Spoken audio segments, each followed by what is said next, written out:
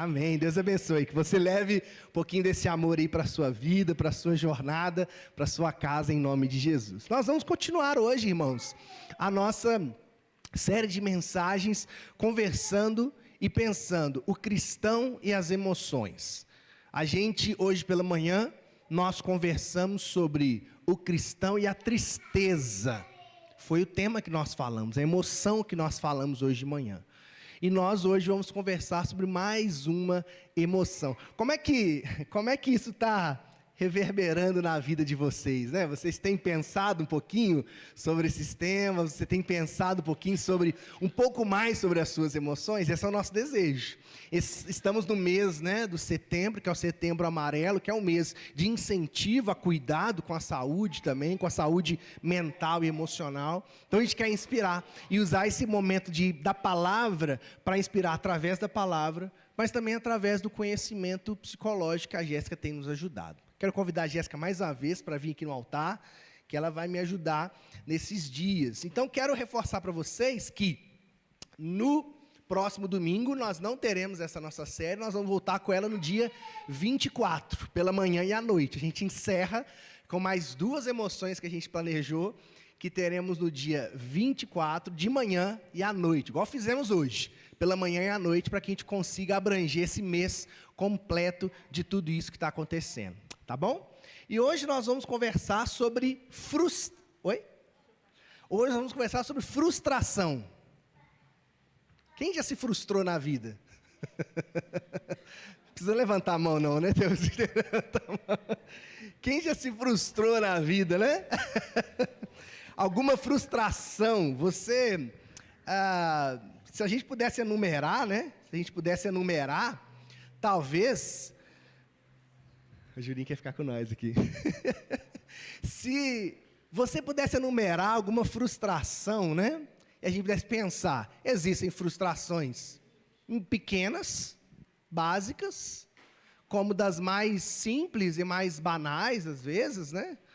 Como, por exemplo, quem gosta de futebol, né, Josafá? Está sofrendo com a América, né, Josafá? Está frustrando com a América. Hoje de manhã, eu e o Anderson estavam falando da frustração do Cruzeiro, né, antes? A gente precisa de 5 vitórias para se safar aí, né? Futebol frustra a gente, às vezes, né? Eu gosto de ir para o estádio.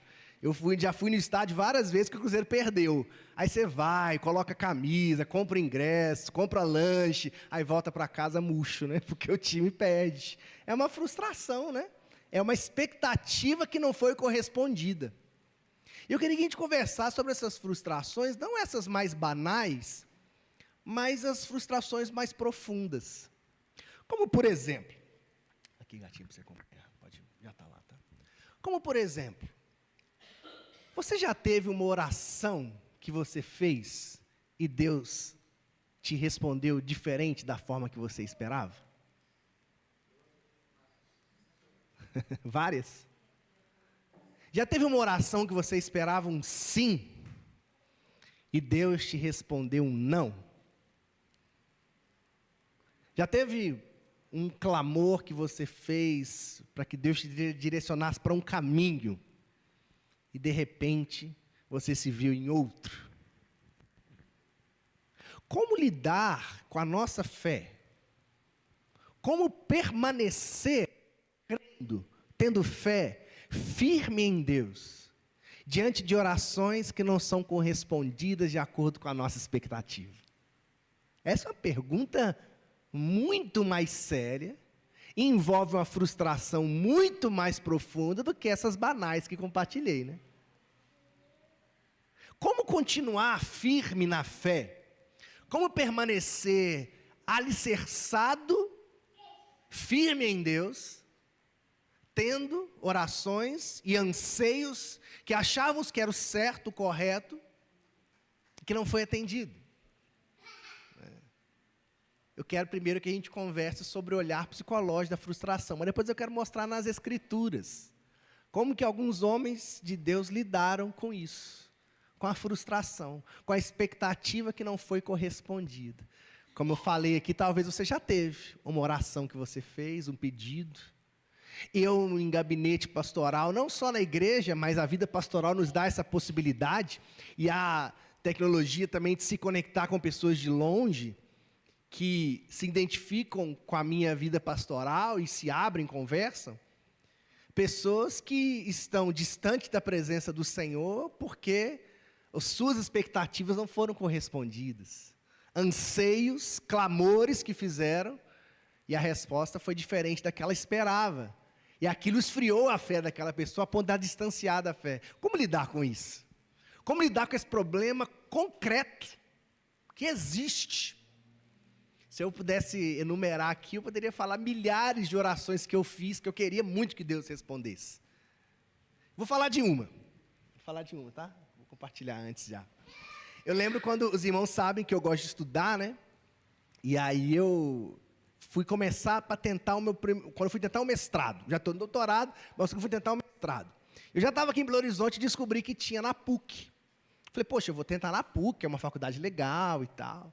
E fiquei 1 ano me preparando, irmãos. 1 ano, orando, estudando, participando, fazendo network com os professores, conhecendo, né?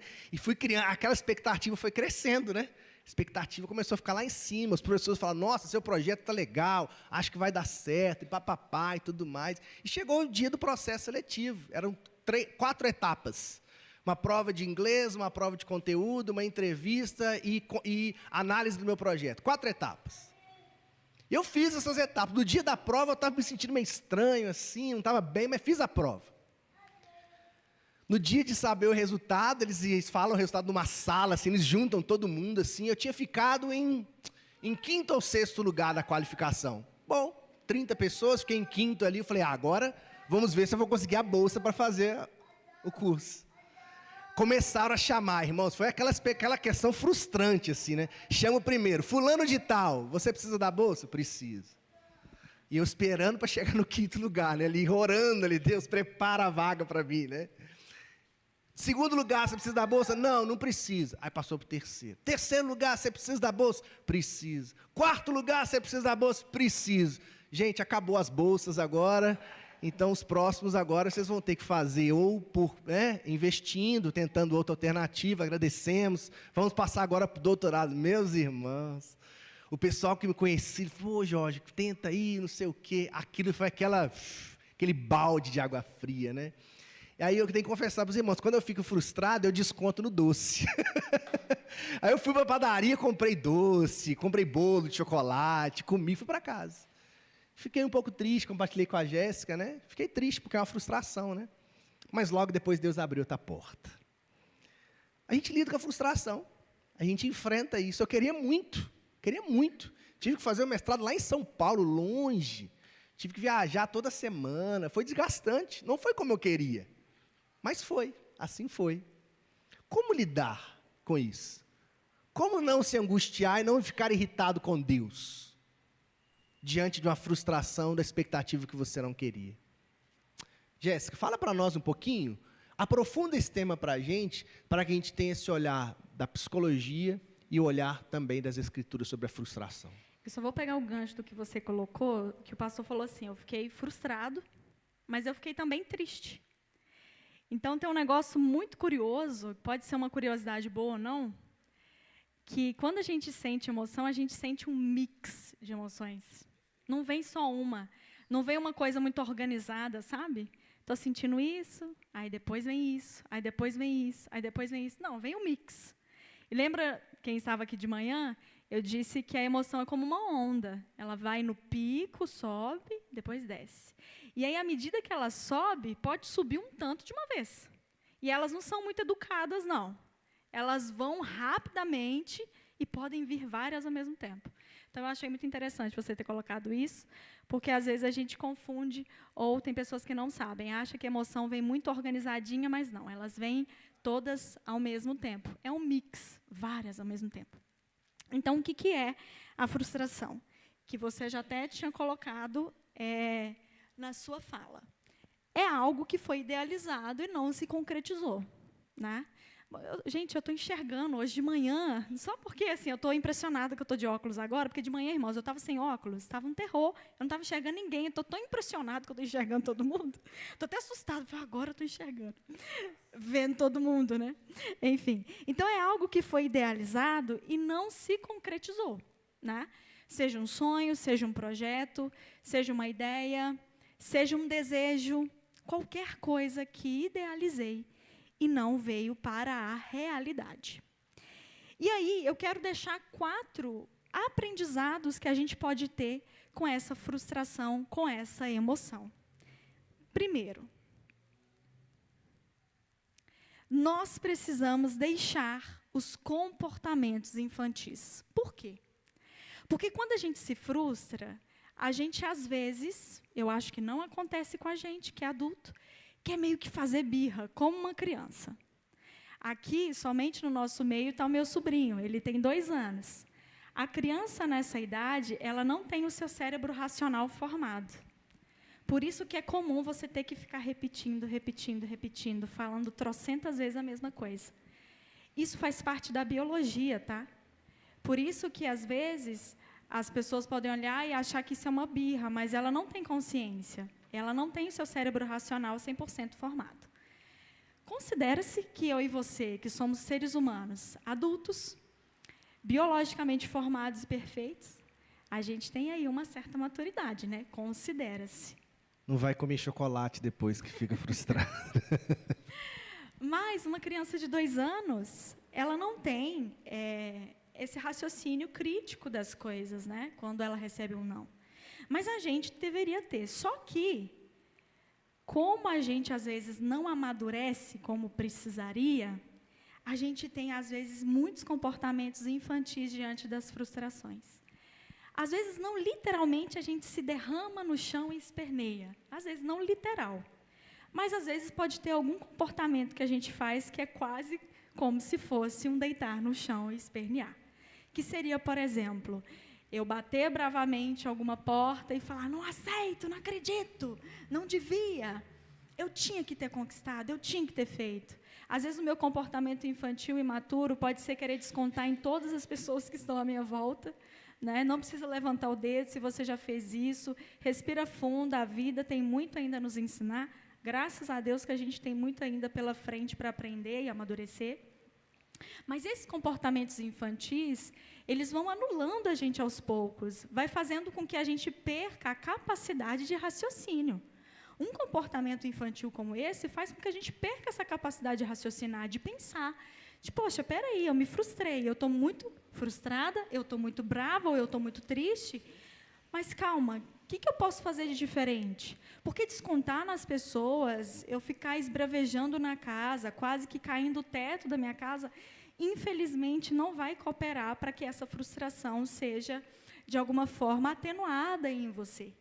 Então, por isso que o primeiro aprendizado que a gente precisa ter é deixar os comportamentos infantis e aprender a se comportar como um adulto precisa e é biologicamente formado para comportar, que é, de algum modo, acolher essa frustração no melhor que dá conta de acolher. Eu quero pegar um gancho dessa fala da Jéssica para a gente pensar o seguinte.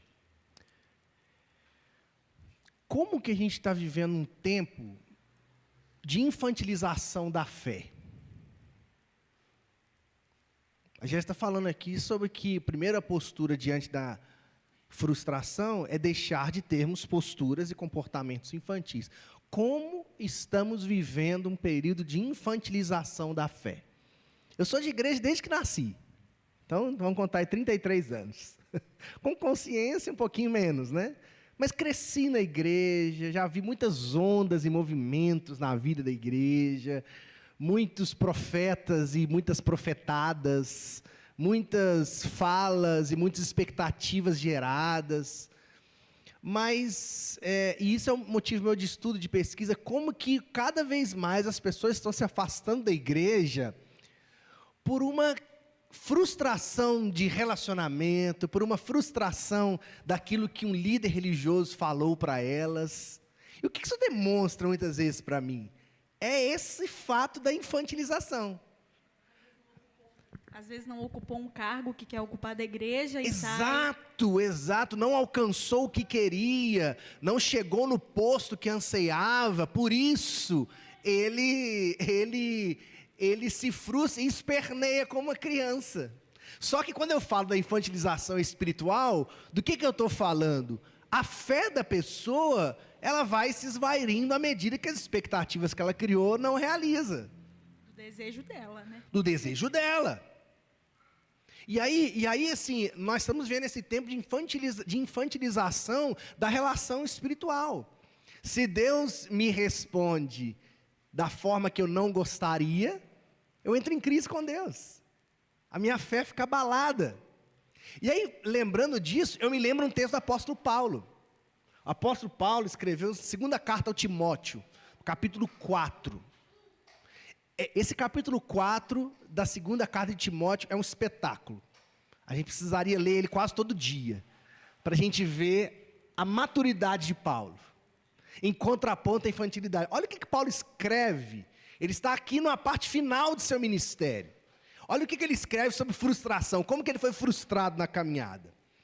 Ele vai dizendo assim, olha, versículo 9 do capítulo 4 da segunda carta de Timóteo. Empenhe-se por vir até aqui o mais depressa possível. Está escrevendo a Timóteo, está falando assim, Timóteo, vem logo até mim, se apressa para chegar até mim. Porque Demas, tendo amado o presente século, me abandonou, e se foi para Tessalônica. Crescente foi para a Galácia, Tito para Dalmácia, somente Lucas está comigo. Encontre Marcos e traga-o junto com você, pois me é útil ao ministério. O que Paulo está escrevendo aqui? Paulo está escrevendo sobre os homens e os amigos que ele tinha que o abandonaram, as relações frustradas que ele teve. E ele está escrevendo para um grande amigo, fala, meu amigo, vem para perto de mim, chega aqui, fica comigo, porque esses aqui me frustraram. Esses aqui, eu criei expectativa neles, mas eles me abandonaram. Ele continua. Quando vier, traga a capa, versículo 13, que deixei em Trode. Traga também os livros, especialmente os pergaminhos. Versículo 14. Alexandre, o ferreiro, me causou muitos males. O Senhor dará a retribuição de acordo com o que ele fez. Tome cuidado com ele também você, porque resistiu fortemente às nossas palavras. Olha o que ele está falando desse tal de Alexandre aqui. Olha, o Alexandre que a gente confiava, que andava perto da gente, me machucou profundamente, me deixou feridas profundas. E ele disse mais, olha, e toma cuidado com ele você também, porque ele machuca as pessoas, ele frustra, a frustração que ele deixou e machucou profundamente. Só que ele termina de forma muito bonita. Versículo 17. Pulando para o 17. Mas o Senhor esteve ao meu lado e me revestiu de forças, para que através de mim a pregação fosse plenamente cumprida e todos os gentios a ouvissem. E fui liberto da boca do leão. Que lindo isso, né? Paulo não escondeu a sua frustração, pelo contrário, ele registrou numa carta a Timóteo, que está nas nossas escrituras, o quanto ele foi frustrado nas relações que ele teve. Mas ele termina dizendo, mas eu fui cuidado pelo Senhor. O Senhor esteve ao meu lado. Essa é a diferença da maturidade para a infantilidade espiritual. Se fosse alguém que lida com a relação com Deus de forma infantil, tendo essas experiências com o Paulo, o que faria? Não quero nunca mais saber de igreja. Esse negócio de ministério pastoral, misericórdia. Esse negócio é para gente louca. É para doidos, esse negócio de ministério pastoral. Criar expectativa nas pessoas, se frustrar. Eu ficava angustiado, irmãos. Eu confesso, tenho que confessar aqui uma coisa. Eu nunca imaginei ser pastor. De verdade, nunca sonhei ser pastor. Via meu pai dentro de casa e via muitas experiências ruins que meu pai tinha na vida pastoral. E eu me perguntava, por que meu pai sempre acredita nas pessoas? Eu perguntava isso. Meu pai parece que está acreditando demais nas pessoas, né? E via meu pai se frustrando com algumas pessoas que meu pai criava expectativa, e elas frustravam a expectativa que meu pai gerava, e meu pai continuava, seguia. Hoje eu entendo meu pai. Hoje eu entendo mais meu pai.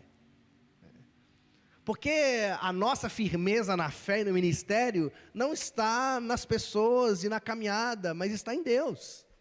As frustrações vão acontecer, eu vou fazendo que vem 10 anos de ministério, e já me frustrei várias vezes com muitas pessoas. E vai ser isso que vai me fazer jogar a toalha? Não vai. Não vai. Aqui, esse exemplo do apóstolo Paulo é maravilhoso, porque a expectativa dele não está nas pessoas, a expectativa dele está em Deus. A expectativa dele está na palavra do Senhor, está nas promessas do Senhor. E muitas vezes colocamos as nossas expectativas em palavras que Deus não disse, em promessas que Deus não fez. Continuando, segundo passo. Então, para a gente deixar esse comportamento infantil, nós precisamos ser um sujeito maduro. Porque um sujeito maduro processa bem as informações, sabe aplicar, no mínimo, na prática, o aprendizado que ele teve com a frustração, e ele é autorresponsável. Porque diante das minhas frustrações, eu encontrar culpados é muito fácil. É muito simples eu encontrar culpados. Difícil é eu pensar, essa frustração que eu tive, isso que me ocorreu, me pertence ou é de fato do outro? Tem coisa que vai ser do outro, mas às vezes tem coisas que vai ser da gente.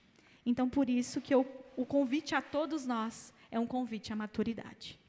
O segundo aprendizado, precisamos aprender a aceitar a frustração. Por que aceitar? Dentro de uma perspectiva psicológica, nós não estamos falando aqui de uma aceitação barata, uma aceitação onde eu sento a bunda na cadeira e eu não faço nada, cruzo os braços. Aceitar. Então, vou aceitar, larga para lá. Não, não é essa aceitação. A aceitação que eu convido você a entender é aquela aceitação do tipo, aquilo que eu aceito, eu não vou concordar, aquilo que eu aceito não necessariamente significa que eu tenho que gostar, é só entender o fato em si. Exemplo, o clima. Quando eu fui viajar no meu aniversário, eu acompanhei o clima. E agosto, normalmente, é chuva, né?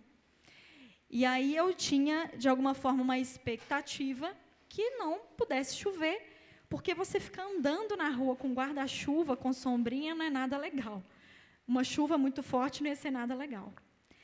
Só que, infelizmente, não choveu, só que vamos imaginar que tivesse chovido.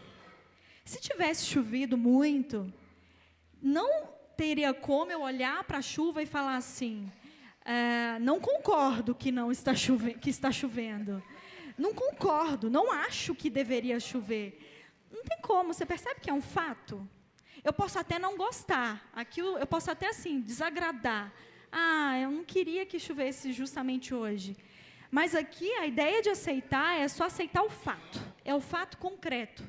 É o fato concreto de que num clima pode ter chuva, pode ter sol. Então, na frustração, a gente tem que aceitar o fato concreto de que não aconteceu.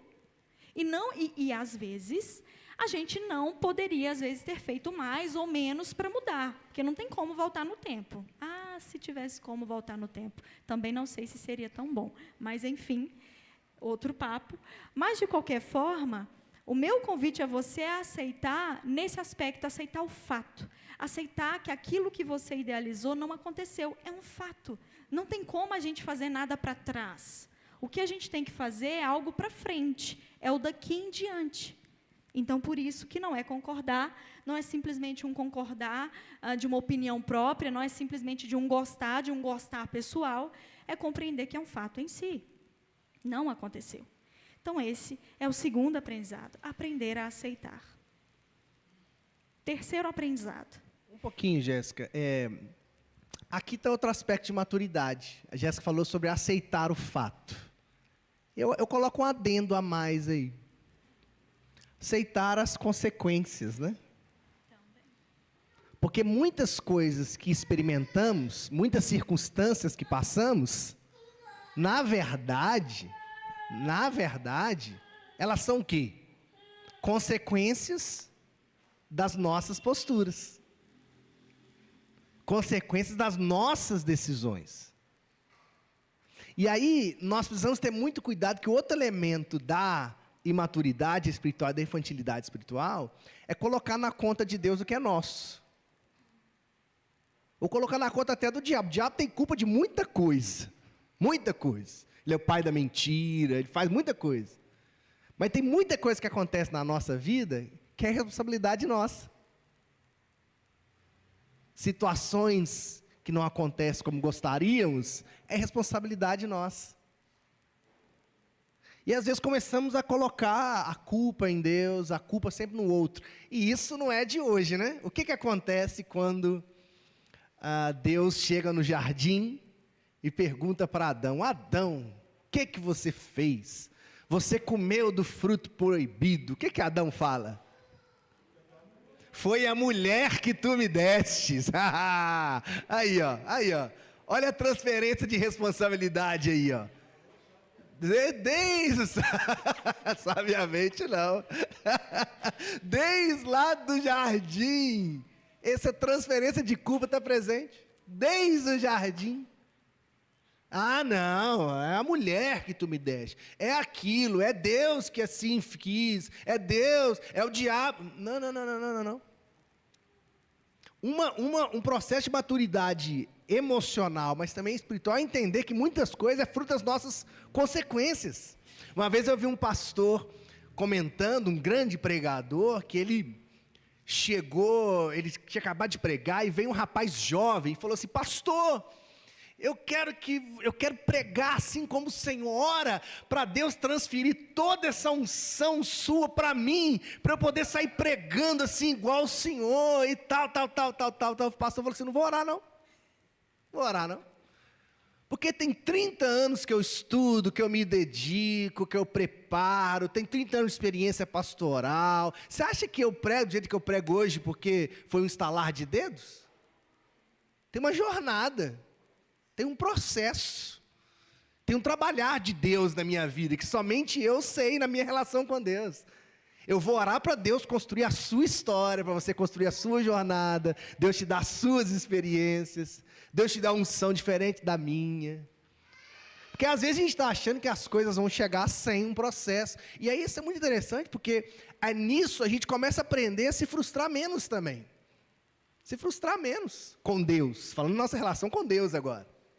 Porque muitas coisas que acontecem na nossa caminhada é nossa responsabilidade. E esse processo é difícil. Aceitar que a nossa responsabilidade é difícil. Terceiro passo. Então, além da gente deixar os comportamentos infantis e assumir a postura de maturidade, além da gente aprender a aceitar, compreender o fato em si, o fato concreto, nós também precisamos enxergar as coisas como elas são. Eu brinquei aqui agora, que eu estava sem óculos de manhã, agora eu estou com óculos, eu estou vendo tudo agora. Então, eu gosto sempre de dar esse exemplo. Quando eu enxergo algo distorcido, é como se fosse eu agora sem óculos. O rosto de vocês estão embaçados, para mim. Então, muitas das vezes, quando a gente não enxerga as nossas expectativas do jeito que elas são, quando a gente não alinha aquilo que eu idealizo com a realidade, eu sempre vou ficar com um olhar distorcido. Só que, se a gente faz ao contrário, que seria o quê? Alinhar aquilo que eu quero com aquilo que é real, com aquilo que é possível, seria como eu com esses óculos agora que eu enxergo todo mundo. Então, esse é o terceiro aprendizado. Diante da frustração, comece a se questionar: bom, eu me frustrei, beleza. Mas se pergunte, o que eu estava desejando mesmo? Qual que era o meu desejo? Qual que era o meu sonho? O que era aquilo que eu queria que fosse realizado, mas não se realizou? Porque aí você vai começar a perceber se teve alguma coisa muito fora da realidade. Eu gosto sempre de usar esse mesmo exemplo nos meus atendimentos, que seria uma pessoa que quer juntar R$10.000 em 5 meses, sabe? Uma pessoa que fala assim: estou louco para ter R$10.000 na conta. Estou sendo bem exagerada aqui, mas é isso mesmo que acontece com as nossas, algumas coisas que a gente idealiza. Quero ter R$10.000 na conta. Mas a pessoa quer ter isso em 5 meses, 6 meses. Gente, é muito puxado, né? Eu não fiz as contas aqui, não, mas se você for rápido aí de conta, 10 mil dividido por 6, daria quanto de parcela por mês? Quem conseguir fazer rápido aí pode até me falar. Por 5 dá 2. Por 5 dá 2 mil? 2 mil. Gente, 2 mil reais por mês. Isso é só para retirar para a poupança de 10 mil.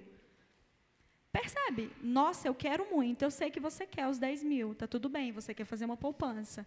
Mas vamos para a realidade? Você tem condições de tirar 2 mil limpo por mês? Ah, eu acho que não, hein?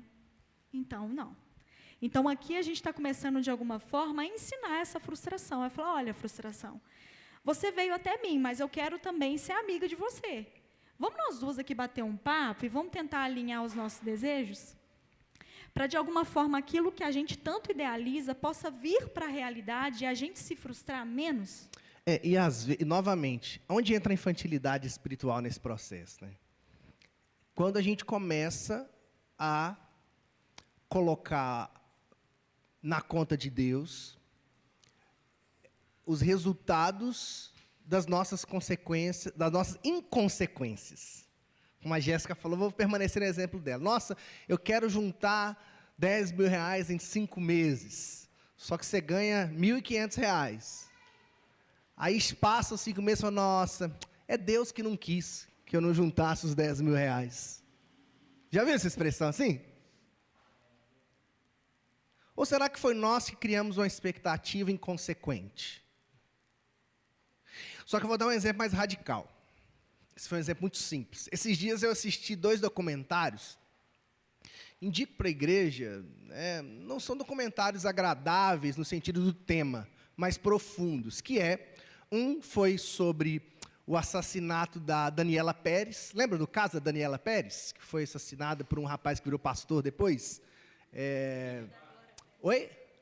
Guilherme de Pádua, né? Tem um documentário agora, muito bom, recontando a história daquela moça. Eu era muito novo, no começo da década de 90, eu estava nascendo, eu não conhecia a história. Fui rever, achei chocante toda a história.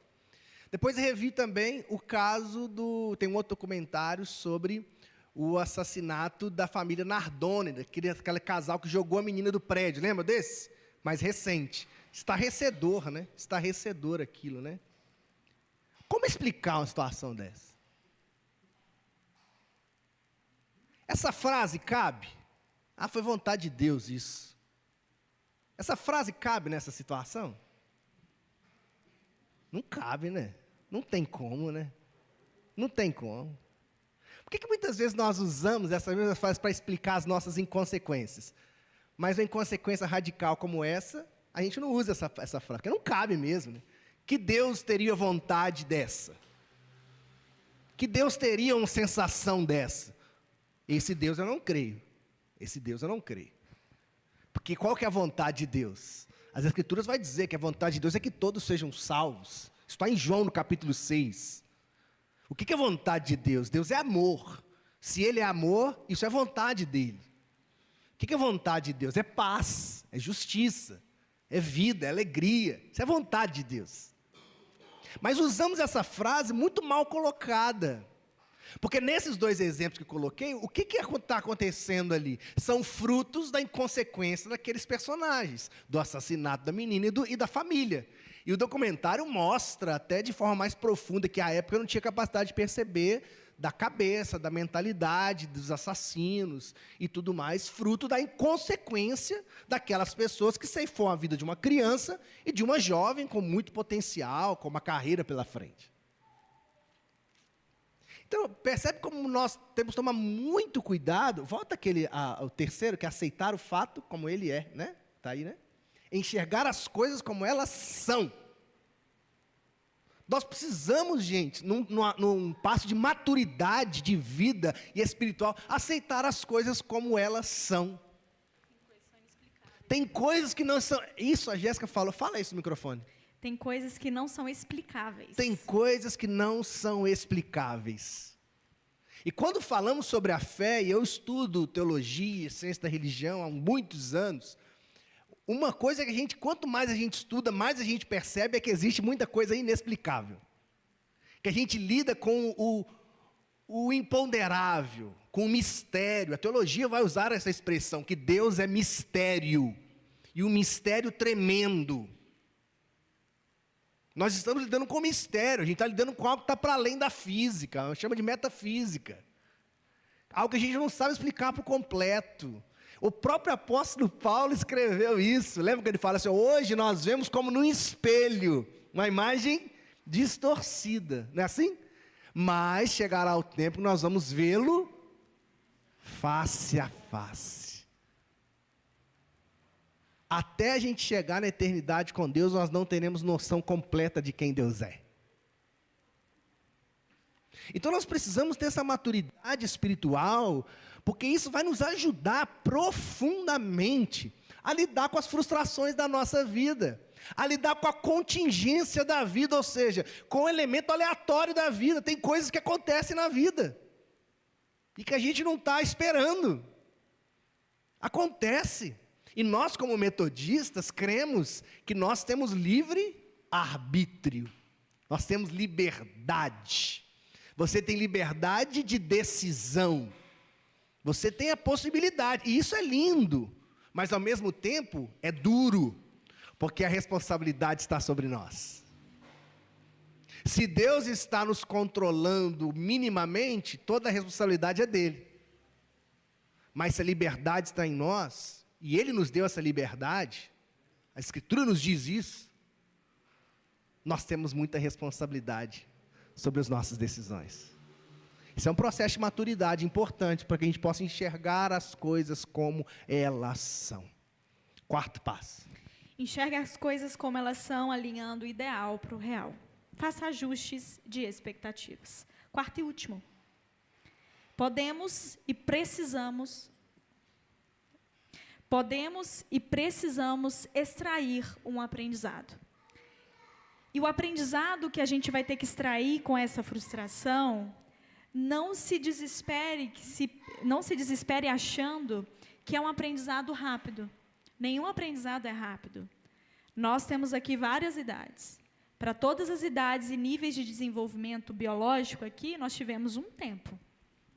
Todos nós aqui, de algum modo, tivemos um padrão de nível de desenvolvimento. Fomos crianças, adolescentes, adultos, idosos. Então, nós tivemos um tempo para aprender a ser criança, tivemos um tempo para aprender a ser adolescente, e assim sucessivamente. E com o aprendizado da frustração não é diferente. Se dê um tempo para aprender, mas não deixe de tirar um aprendizado. Eu vejo que o mais perigoso do não saber as coisas, perigoso entre aspas, tá? Do não saber as coisas, é eu saber e não fazer. Então, por isso que precisamos nos autorresponsabilizar para tentar tirar o melhor do aprendizado. Nem que seja isso aqui, nem que seja um pouquinho, mas extrair um aprendizado. Porque isso demonstra um mínimo de maturidade, voltando à palavra, maturidade e responsabilidade para agir diferente em cada frustração. Porque é isso que é o aprendizado da vida. É a gente aprendendo um pouquinho cada vez para tentar fazer diferente. Se tem coisa que a gente vai repetir, de novo, a gente pode ter paciência, respirar um pouco fundo, às vezes você precisa de mais tempo, mas ainda assim, se faz necessário esse aprendizado, extrair esse aprendizado, para ter uma postura diferente na próxima frustração. Porque quanto mais a gente age diferente nas próximas frustrações, mais a gente ganha maturidade emocional para lidar com ela. Isso que é maturidade.